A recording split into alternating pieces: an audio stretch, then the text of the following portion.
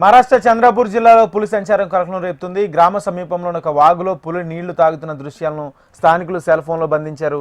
అనంతరం అటవీ శాఖ అధికారులకు సమాచారం అందించారు. అక్కడికి చేరుకున్న అధికారులు పులి సంచారంపై స్థానికులు అప్రమత్తంగా ఉండాలని సూచించారు. జంగల్ సఫారీ జోన్ నుంచి ఈ ప్రాంతంలో చలికాలంలో పులుల సంచారం ఉంటుందని వారు ప్రకటించారు. ఇదే అంశానికి సంబంధించి పూర్తి సమాచారం మా ప్రతినిధి గోపాలకృష్ణ అందిస్తారు. గోపాలకృష్ణ.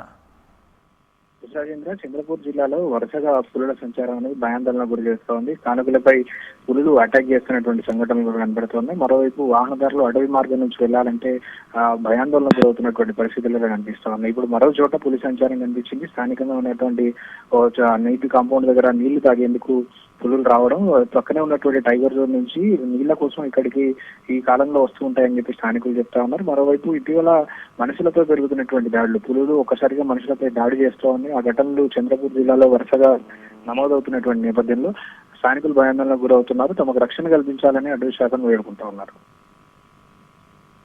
థాంక్యూ గోపాలకృష్ణ.